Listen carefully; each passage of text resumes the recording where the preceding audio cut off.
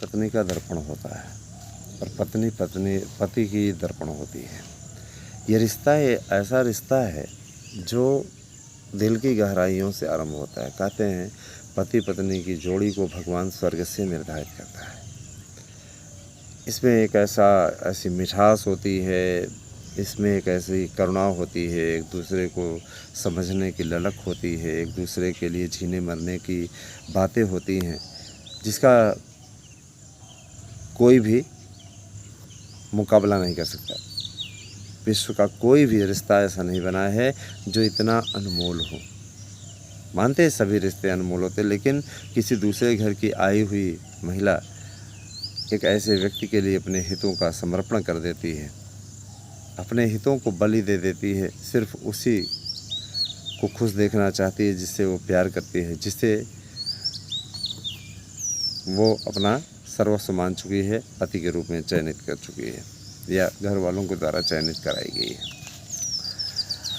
लेकिन अगर पत्नी सक्सेस हो जाए और उसके बाद में धोखा दे दे तो कैसा फील होगा। इसमें वर्तमान में एक प्रकरण चल रहा है ज्योति मौर्य वर्सेस आलोक मौर्य का।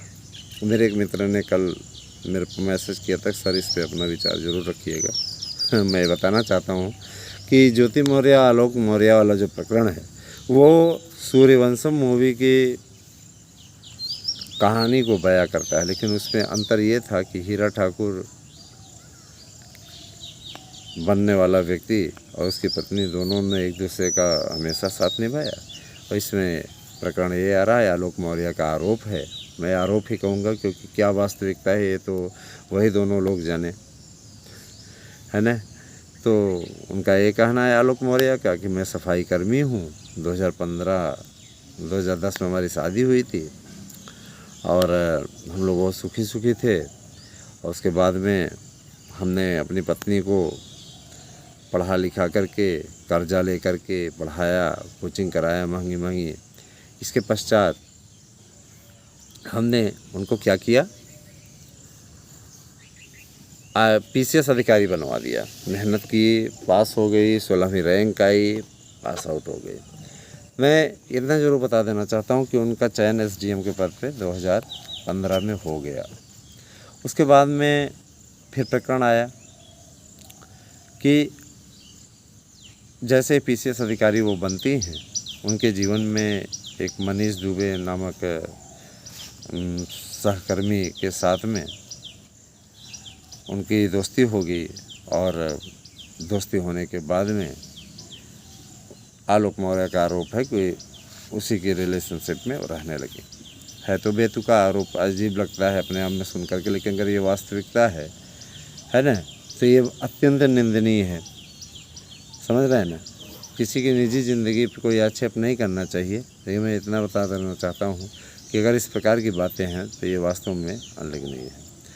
ये तो रही आलोक मौर्य की बातें जो मैंने आपके सामने रखी। अब मैं आता हूँ ज्योति मौर्य की बातों पर। ज्योति मौर्य का ये कहना था कि हमारे साथ में धोखा हुआ, हमसे बताया गया कि फलाना व्यक्ति अधिकारी है, उच्च पद पे कार्यरत है ना। बाद में कार्ड में भी उन्होंने दिखाया कि कार्ड में भी देखिए छपा हुआ है। अच्छा, एक बात ये कि उन्होंने ये कहना था कि बाद में स्वीपर निकले, है ना। इन्हें सच बताना चाहिए था। विवाह के पश्चात में पता चला तो उनका अलग ही स्टैंड रहा कि हम बन जाएंगे फिर उसके बाद छोड़ेंगे। बाद में बन गई तो उसके बाद उन्होंने लीगल तरीके से जा कर के, उनका ये कहना है हमने फैमिली कोर्ट में लीगल तरीके से अर्जी दी है कि हमें इनके साथ नहीं रहना है। लेकिन मैं ये कहना चाहता हूँ कि देखिए, जिस पति ने आपको कर्ज लेकर के पढ़ाया, आपका इतना हित किया, जाहिर सी बात है कि उसके साथ अन्याय नहीं होना चाहिए, उसका साथ आपको देना चाहिए। जिस दिन आप चयनित हुई, आलोक मौर्य के चेहरे की खुशी देखती बनती होगी। आज वो रो रहा है यहाँ पे SDM साहिबा, तो जाहिर सी बात है उसके मन में इस बात की करुणा है। और आपकी दो जुड़वा बेटियाँ भी हुई 2015 में, उनका भविष्य कौन देखेगा। ये फिल्म नहीं है, ये वास्तविक जीवन है।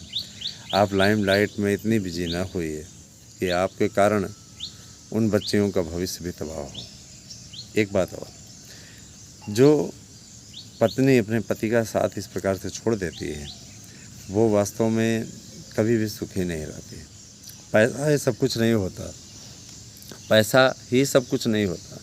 पैसा आवश्यक है, ज़रूरी है, लेकिन इतना ज़रूरी नहीं कि वो रिश्तों को निगल जाए। रिश्तों को मत निकालिए। हम भी शादीशुदा हैं, हमारी भी पत्नी है, हमारी पत्नी वकील भी है, मेरी पत्नी वकील भी है, और साथ ही साथ वकील होने के साथ साथ वो प्राइमरी अध्यापक भी है। ये हमारे बीच में अटूट बंधन है स्नेह का। हमारे बीच में कभी भी हल्की फुल्की नोक-झोंक तो हर पति पत्नी में होती है, हमारे बीच में भी होती है ना। लेकिन कभी इस स्तर तक नहीं पहुंचता है कि हम तो आपके साथ में नहीं रहेंगे, है ना। स्नेह हम लोगों का बना हुआ है, हमेशा बना रहेगा। इस बात के लिए भी मैं कहता हूँ, जबकि मुझसे पहले सक्सेस हुई, हमें तो बाद में, तो पहले प्राइवेट में पढ़ाते थे, काफ़ी धक्का खाए, बढ़ते गए, हम भी पा गए।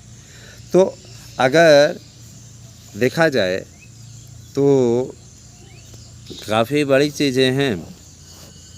हमने तो ये बंधन बना करके रखा है। तारक मौर्य को भी जो गलतियां हैं अपनी पत्नी से समझ लेनी चाहिए, बातों को सुलझा लेना चाहिए। सोशल मीडिया पे अपना मजाक क्यों बनवा रहे हो, है ना। दोनों लोगों को इसका समाधान निकालना चाहिए। और रही बात ये कि जो लोग ये कह रहे हैं कि ये सस्पेंड हो जाएगी, तो कोई चापलूसी करके तो उसने नौकरी नहीं प्राप्त की है ना, उसने मेहनत करके नौकरी प्राप्त की है। एसडीएम के पद पे जाहिर सी बात है कि वो मेहनत करके पहुंची है, ऐसे कोई थोड़ी ना सस्पेंड कर देगा। लेकिन हाँ, अगर अनियमितता पाई गई, अनियमितता सिद्ध हो गई, ठीक है, अनियमितता सिद्ध हो गई, घूसखोरी सिद्ध हो गई, तब इस पे कार्रवाई हो जाएगी। सस्पेंड हो सकती हैं, निकाली नहीं जाएंगी, नौकरी से निकाली नहीं जाएंगी। वही है कि एसडीएम के पद से हटा दी जाएंगे, बस इतना रहेगा। एसडीएम के पद पे और प्रतीक्षा रथ में डाल दिया जाएगा या किसी कार्यालय से सम्मत कर दिया जाएगा। सस्पेंड इतनी जल्दी नौकरी नहीं जाती किसी की, ठीक है। और दूसरी बात यह है कि देखिए, आज कल ये खबरें तैर रही हैं कि प्रयागराज से 90% पतियों ने अपनी पत्नियों को वापस बुलाया। मैं अपील करना चाहता हूँ, कल ज्योति मौर्य ने भी अपनी ओर से अपील की कि आप लोग इस प्रकरण को गलत दृष्टि से न देखें, और जो पत्नियां तैयारी कर रही हैं उन्हें आपको वापस नहीं बुलाना चाहिए, क्योंकि गलती अगर किसी एक की है, मैं बताना चाहता हूँ, गलती किसी एक की है तो उसका भुगतान सबको नहीं करना चाहिए, है ना। जाहिर सी बात है कि मैंने देखा कि कई जगह हलफनामा भी वायरल हुआ कि मैं सक्सेस हो जाने के बाद में अपने पति को नहीं छोड़ूंगे तो कुछ लोग 1 करोड़ रुपए की डिमांड भी किए हैं हलफनामे में। गजब की चीज़। ऐसी थिंकिंग नहीं रखनी चाहिए, थिंकिंग आपकी अच्छी होनी चाहिए, क्योंकि अगर आपकी थिंकिंग अच्छी रहेगी तभी आप आगे प्रोग्रेस कर पाएंगे। तो ये सारी चीज़ें आपको ध्यान देना है, किसी भी प्रकार से कोई लापरवाही ना करें, और जो पढ़ रहा है उसको पढ़ने दें, डिस्टर्ब ना करें। डिस्टर्ब करने कोई औचित्य नहीं है, समझ रहे हैं ना। लटकाने फटकाने का कोई मतलब नहीं है, इसीलिए लापरवाही नहीं, सबको पढ़ने दीजिए। पति पत्नी का दर्पण होता है, पति पत्नी के बीच में मधुर रिश्ता बना रहना चाहिए, है ना। और एक चीज़ और कि फिल्म की स्टोरी नहीं है, जिस तरीके से फिल्म की स्टोरी को नया रूप दिया जा रहा है और रोज़ रोज़ ऐसे प्रकरण आ रहे हैं। मैंने ये भी देखा है कि रोज़ रोज़ ऐसे प्रकरण आ भी रहे हैं, है ना। पंडिताई करके कहीं पे पढ़ाया और जैसे ही दरोगा बन गई उसने ड्रॉप कर दिया पति को। तो इस प्रकार के कांड जब होता नहीं, जैसे लव जिहाद वाला मुद्दा उठा तो पता चलने लगा कि यहाँ पे इस धर्म के व्यक्ति के साथ में शादी कर ली है, ये लड़का पकड़ा गया, वो लड़का पकड़ा। कोई चीज़ तूल पकड़ता है तो ऐसे ही पकड़ता है, ठीक है। तो जैसे बाबा का ढाबा वाला एक था, इतना प्रसिद्ध हो गया। वहाँ बिहार का एक लड़का जो नीतीश कुमार से बात कर लिया था, वो प्रसिद्ध हो गया। तो ये सोशल मीडिया है, जिस दिन जिसको पॉपुलर कर दे, है ना। तो ये सारी चीज़ें हैं। और मैं ये बताना चाहता हूँ दोस्तों, ध्यान दीजिएगा इस बात को लेकर के बिल्कुल विशेष रूप से। प्रयागराज में एक फ्रॉड रहता है, नाम है उसका विकास दुबे। उसके चंगुल में आइएगा नहीं। वो अपने आप को अधिकारी बताता है, ठीक है, और अधिकारी बता करके लोगों से पैसा लेकर के उनको नौकरी दिलाने का आश्वासन देता है। ऐसा लगता है जैसे वही मुख्यमंत्री है, समझ रहे हैं ना। इस फ्रॉड से बच कर रहिएगा। कई बार जेल जा चुका है और इसका काम ही यही है। आपको बताएगा हम सचिवालय में हैं, या आपसे बताएगा कि हम माध्यमिक शिक्षा विभाग में हैं, और कार से घूमता है। भाई जाहिर सी बात है, फ्रॉड कर रहा है, ज़बरदस्त पैसा कमाता है, तो कार से तो घूमेगा ही।